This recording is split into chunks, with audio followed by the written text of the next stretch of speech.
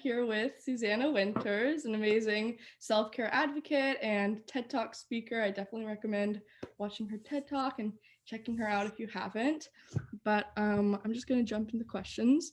So tell me about what got you interested in self-care. So kind of a full spread of things, but the first thing I will start with saying is that I used to hear the term, and I may have said this in my TED Talk, I think, but I would hear self-care and it just sounded very cliche and I don't need that. I had this attitude of I can just push through anything. And that's kind of some of the things that I did in my life. A little bit of background on me. I used to race kayaks on the U.S. national kayak team. So I did that full time for 10 years. And part of that is this constant training. If you're not going hard, you're not working hard enough, all of that. And when I stopped, I don't know why this earpieces are being weird today. But when I stopped kayaking, I took that attitude into a lot of things that I did, even though I shifted in a lot of other ways as well. But it was sort of this need of I'm just going to go until I can't go anymore. So when you hear self-care, also with the types of self-care that I associated with, which was pedicures and shopping, because that's a lot of self-care, I'm going to go out shopping and do that, and I've renamed that to treat yourself because there's that episode of Parks and Recreation where there's the two characters that have their treat yourself days and they go and buy themselves whatever they want. I'm that totally necessary and awesome, but self-care is different. So anyway, so ultimately, what got me interested in it was actually burning out and feeling I had no passion left to give my job, feeling stretched thin. So I was, at the time I was working in Washington, D.C. I worked for Lululemon Athletica. I was a manager for them. So I managed a high volume store. My husband and I were also starting a coffee business, and I had a son who was 2. So it was basically every day it was, wake up, go, I'm with my son, and then I'm at work, and then I'm back, and then you're getting ready for the next day. And there was just absolutely no rest and no break. And I know many people live their lives that way. And so it took me to finally realize okay, I'm not passionate about this anymore. I can't do this to myself. So I totally burned out. And that was when we ended up moving to South Carolina. And luckily we were in a place where my husband could work and I could be home with my son. But it kind of took me to this place of okay, now I've had time to stop and breathe and think about what I actually need. And that's when I really began looking into what self-care really is. What does it actually look like to take care of myself? And honestly, this is a very long answer, by the way. I'm so sorry. But it took a lot of how do I say, it wasn't I could immediately I left my job and then all of a sudden I was doing this beautiful self-care work and feeling energized and all that. There was actually a time where I had to just sit in everything I was feeling and just kind of go about my day wow, I have time to make lunch, really basic stuff. And looking at that to then dive in deeper to okay, now that I know, now that I've got some of my energy back in, some of my love for life and love for being in the moment and stuff like that. And I have actually some space to put something else in my head. I could dive into more of some of the things that I really make a difference and create that real deep rest and rejuvenation for people, which I then talked about in my TED Talk. Yeah. Sorry, okay. I think my son just woke up from his nap. Okay. Well, that's amazing, especially that you're able to break that cycle that everyone goes through. It's work, get home, and then be tired and do self-care, which you're presented by the media as just watching Netflix or doing your nails, which might not ultimately really help you grow and develop better. But Yeah, Yeah. And like, not to demean any of that yeah, stuff. Like, that stuff is fun. And like, for me, I never got my nails done. I'm like, it's like, I barely did that when I got married. So like, I think people have to find what resonates for them, but there's also like certain things that I do think like everybody has a natural connection to, like, even if you don't like doing your nails. definitely. Yeah, for sure. And what would you say are like some good baby steps for people just kind of starting out to, find themselves in the world of self-care? What would you say is like the best way to start? Ah, that's a really good question. I think it's different for everyone, but I'd say, like, some of our basic needs are food, sleep, um, rest, that sort of thing. So I think those, or hydration, having some of those really basic things, like starting there and being like, before I take on, this 20-minute meditation before my day, be like, okay, am I actually drinking water throughout the day? Am I eating 3 or 4 meals a day and snacks? Like, I think starting in those very basic things are a great place to look, because that, it's not going to matter if you're meditating for 20 minutes a day if you're not eating the right things, or if you're having a soda and a bag of chips. Like, it's not, I think those are really good places to start. And like sleep, and what are your sleep habits? Definitely, yeah. I think like when you're a child, you're kind of just told all that stuff to do, so you're really well taken care of. But as you grow up, like no one's telling you those things that you're supposed to do. So maybe just like kind of tapping into that inner child and really treating yourself and making sure that you're being well taken care of and well fed and getting a lot of rest. So yeah, that's really important for people. You're so right. And unfortunately, what happens is kids don't hold on. I'm gonna tell my hey Baba, I'm on the phone right now, okay? I'm on the phone, honey. Breakdown. It's okay. My husband's down there. Hold on 1 second. I'm just gonna close my door.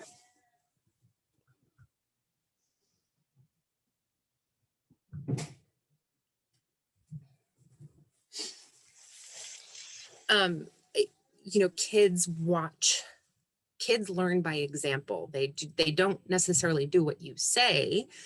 They follow what you're doing. So if they're watching their parents with their habits or running around and all that stuff, that's what they're going to lean into, even if their parents are like, no, you have to have breakfast, because oftentimes parents are telling them that, but then they're just having a cup of coffee and going. So kids pick up on all that stuff. Yeah, definitely. I think that's definitely important for people like becoming parents and stuff to really, you're taking care of your kids, but you should also be taking care of yourself and showing Mhm. examples. That's really important.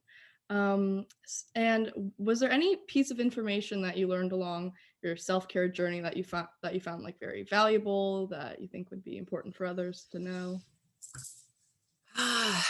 So many things, because I'm like deep in the midst of it right now, because I'm also a health coach, and really looking at like what niche I want to develop. And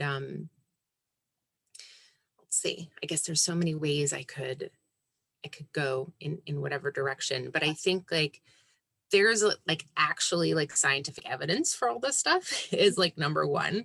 So even something as simple as like positive thinking and stuff like that, people say, oh, well, I'm a realist, I'm not a positive person. And it's like, well, there's actually like some research and science that backs up why like actually redirecting your thinking makes a difference in your life. Same thing with like self-care. So meditation, like there's actual like research that shows how it can benefit you, like your cognitive abilities. Same thing with being out in nature. Like it actually has benefits that can rewire your brain in a positive way. I'd say that's one thing.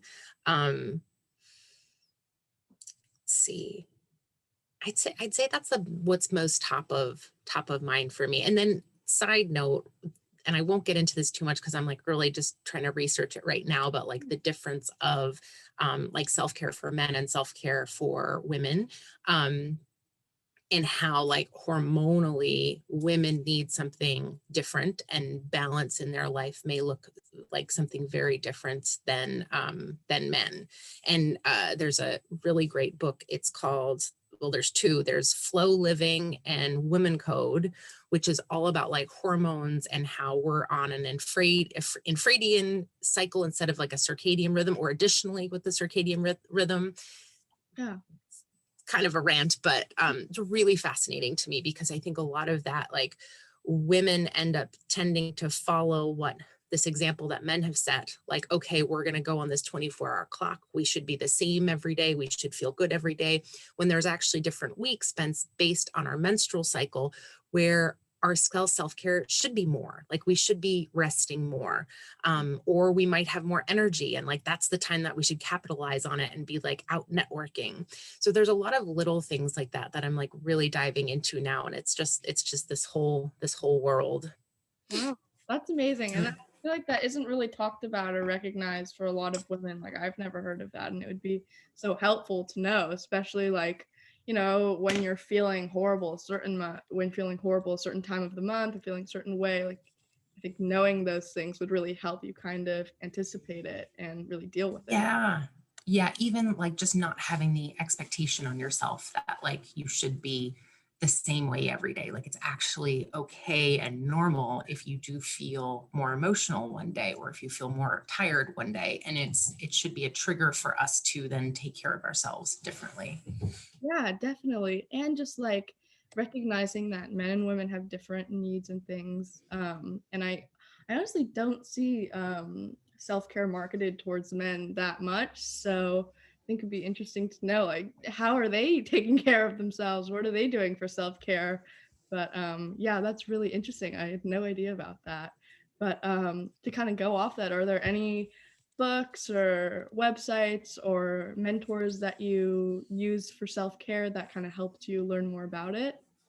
Hey, honey, my daughter's waking up, so you'll see her pop into the screen. So Elisa Vitti, of the author of these books, is who I'm really diving into now. You know, I also I'm involved in an essential oil community, and so my mentor in that, she's a huge advocate for self-care and really inspiring with it, and just in this very like embracing way that's like, you know, it's like, if you're not feeling good, or if you're feeling overwhelmed, it's like, okay, go out for a walk, you know, don't like just dig through it. It's like, go give yourself some space. And I love that attitude, especially the more I learn about stress and how it impacts our brains. Like, we actually can't think as clearly, like we're not as smart when we are stressed out. And so many people think like they almost wear their stress as this badge of honor.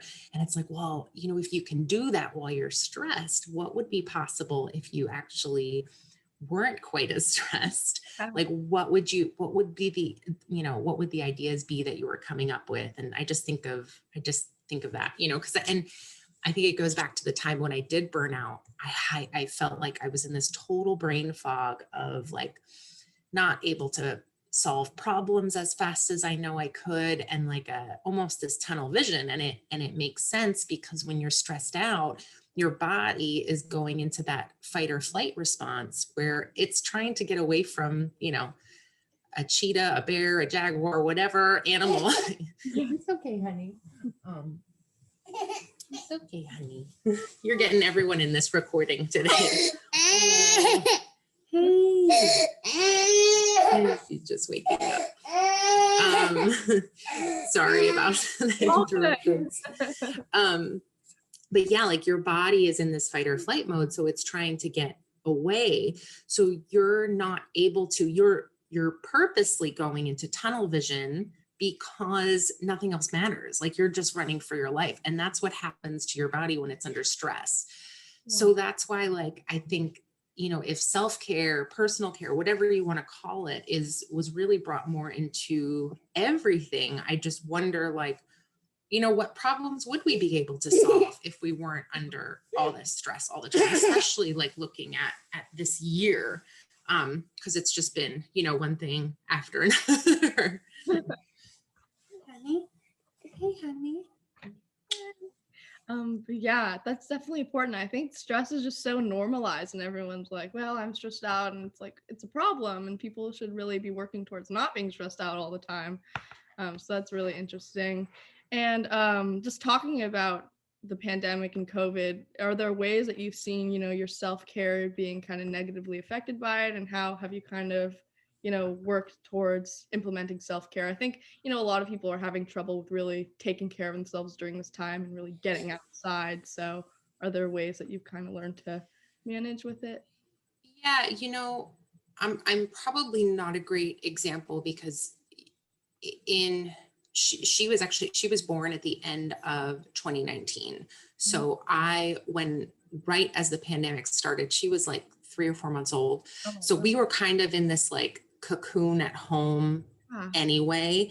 I mean, we were getting out into nature, but we were just doing a lot of stuff at home and not seeing a lot of people just because we had a newborn. So when everything got locked down and all that, there wasn't a huge adjustment for us.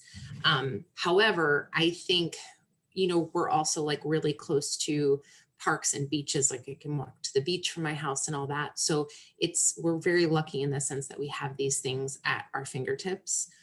I think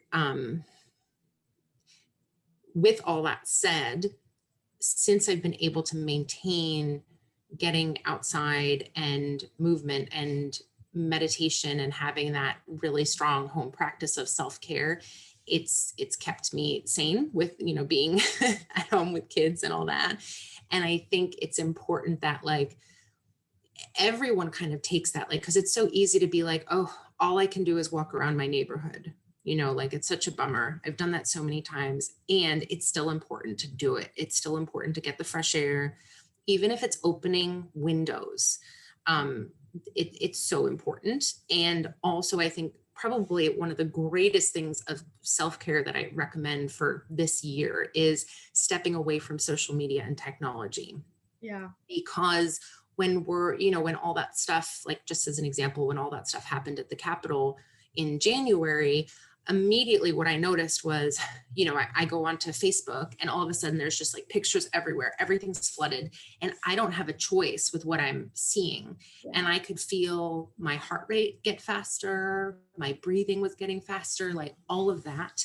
And, your brain doesn't actually know like what's real and what's not real. It sees a visual and it thinks that's happening to you. So again, the stress level comes up. So if you think about this year, if someone is attached to their device and their media and constantly checking the news, you're constantly in this stress state. So I think obviously do not put your head in the sand. There's like important things that people need to know.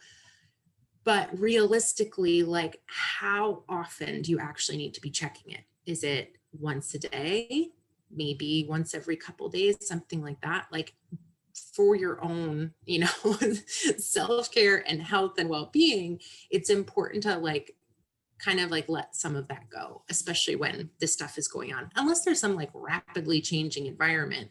But oftentimes it's not like super rapidly, it just occurs as rapidly because of social media. But like if you're home safe in your home and you're going to be there for the next day, Yeah. check it once, Yeah. Yeah, I think definitely. that would probably be the biggest piece of self-care for this year. Yeah, I think especially with teenagers, especially like my age, I know everyone is just like so into the phones. I definitely am. It's just I think people forget it can be a real addiction, and like we're all kind of addicted to getting the quick fix of the tap or the like or everything, and Yeah. it's hard not to really just be so drawn to it. And I think setting boundaries with it and setting limits and kind of finding time to step away because now we're home looking at screens for work or school anyways. So Yeah. um, Exactly. yeah, Such a good point. yeah, so that's really great. I'm glad to like hear your take on that.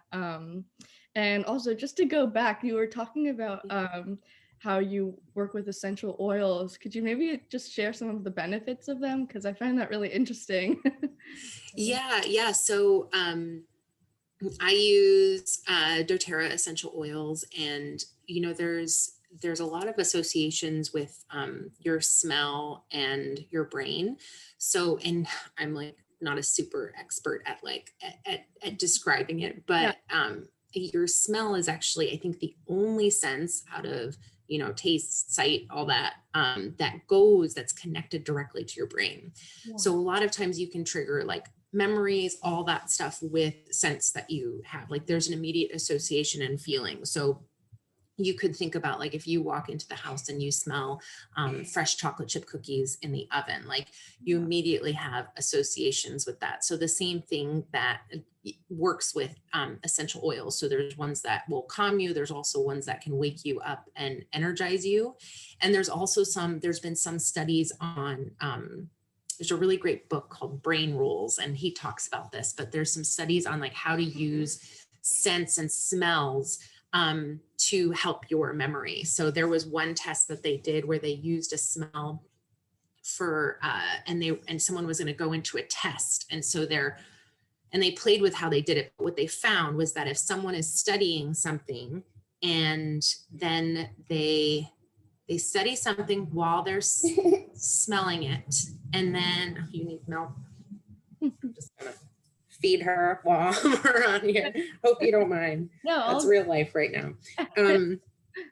So if you smell the smell while you're learning something or studying, and then you sleep with the smell going, if you utilize that smell, like when you're going to be tested on it or something, it will actually support triggering those memories. So there's like so many different ways that you can use oils. There's also like natural healing benefits to them. I used, we ended up getting COVID back in November, me and my husband. My kids didn't get it. But I used a bunch of oils just for my immune system and immune support. Luckily it was, fairly mild for us, but I just love it because it's this natural way to support any health things that I'm dealing with, from sore muscles to headache. So there's kind of like a full spectrum of ways you could use them. That's amazing. Yeah, I'm just like so interested in them. So that's really interesting to hear. They really do have a lot of benefits, and like smells triggering different emotions for you. That's just so intriguing. But definitely. And to go back a little bit to kind of taking care of yourself, you mentioned in your TED talk about the caffeine and the food that most people are eating and drinking all the time. Talk about kind of stepping into a healthier way. Are there any, foods that you find really helpful to eat? And how do you kind of break away from drinking coffee all the time or drinking energy drinks all the time when they're, being so pushed towards you and everyone's, consuming them? Yeah, it's a really good question. I think like as far as food, because you asked about food too, right? Like, I think, there with so many diets being thrown at us all the time between like keto and paleo and, the Mediterranean diet, and there's just a million different things. What I've looked at is like, okay, what can I find in common with all these diets? If you look at most of those diets, what's working is that they have you either eliminate or minimize processed foods, sugary drinks, all of that. So I'm like, okay, all these, every, trendy diet or whatever is all saying this thing. Doesn't matter like exactly what the nitty gritty is. I'm like, okay, I'm going to look at like, what do they all have in common? And so that's one thing, like one of the biggest things that I think people can do is start to eliminate and take out processed foods and replace it with whole foods. So fruits and vegetables being like the number one thing. And then it being like, okay, like really great sources of proteins or carbohydrates. So legumes or beans and meat. So chicken, beef, but having it be like high quality food. And I think, if you took on the food that you're eating, that is like such a fantastic self-care practice in and of itself, like just really like digging in and not just looking at what what ingredients you're using, but like, how are you preparing it? What is your experience and your mindset as you're preparing your food and eating it? Because I think it can be such an expression of like love, not just for cooking for your family, but love for yourself. Like, I'm going to take the time to actually like think about what I'm going to make myself for lunch or dinner and do that. And also thinking ahead. So when are the times of the day that I'm actually going to be like starving and I need something ready and on hand? As far as caffeine, it's so tricky. caffeine in and of itself, like we drink coffee in our house, and we roast our coffee at home. Like we love it. So again, it's like that thought that goes into it. But it's also like, okay, are you drinking 1 cup in the morning, or is this like what you drink throughout your day? So energy drinks, I never drink them. I don't know that much about them, what's in them. Yeah. They kind of scare me. But I think like green tea, like there's things with caffeine in them that I do think have some health benefits. Energy drinks are probably not one of them. Soda is not one of them. But tea, like some black teas, some like green tea has like so many antioxidants. Some coffee, like there's been some studies that it can be really good for your brain. But again, it's like, okay, looking at like how much are you drinking? I always notice and feel like I need to cut back on my coffee if I get around 2 o'clock and I'm like, oh, I need another cup of coffee. That's my trigger to be like, maybe I need to switch to tea for the next couple weeks and like go back again. So, and the thing about it is like, and I think it's important for people to remember is that this doesn't have to be like a forever thing. Like self-care and all of it, it's like very fluid. Like there's going to be times in your life, like after the holidays, where you realize, wow, sugar has incorporated its way back into my like daily life. And then it's just like, okay, I'm just going to notice and then set it aside and look at what I can shift again. So there's always going to be waves of where you need to lean with your self-care and your health. And I think that's okay. I don't think it should ever be about like having some perfect healthy lifestyle or cookie cutter, because then that just creates stress, and we've got to be adaptable. I mean, if this year has taught us anything, it's got to be adaptable for all situations and flow with it. Yeah, definitely. Not just kind of like cutting everything out and starting like that. Definitely like taking moderation and seeing where you're at as a person and what can I cut back on and what can I kind of incorporate in a more healthy way. That's definitely Yeah. interesting. Yeah, especially Yeah. for my age. I know just like me and my friends definitely are very into like energy drinks and coffee and stuff, but finding a balance because you don't really need any of that. So that's really interesting and helpful to hear. Um, let's see if I have any other. I think, or maybe just one last question I have, and if you want to add anything else, please feel free to.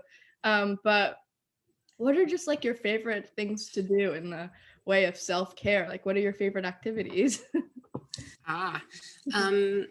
So yoga is definitely one. So she wakes up at like 7 or 7:30. So as long as I don't need extra sleep, I'll wake up like around 5:30 and I will start with 20 minutes of yoga.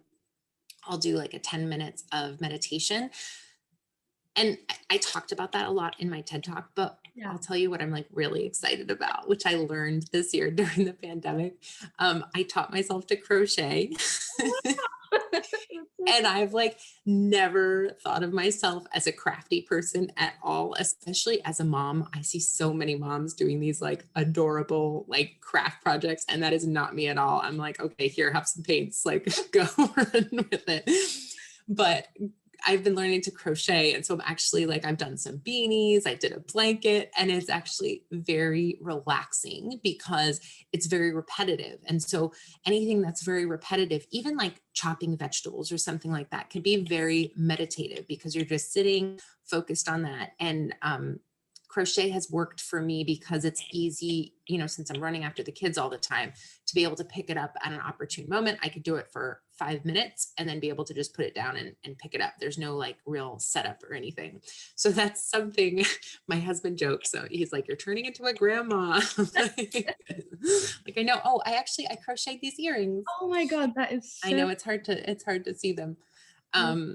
But it's actually been really fun. And that's been fun as, how old am I? 36. I'm 36. And so to learn something totally new like that has been fun. And even though it's not ever been something that I've naturally been drawn to. So that's been really cool. And I love cooking and being out in nature, like doing nature walks with my kids is like my favorite thing.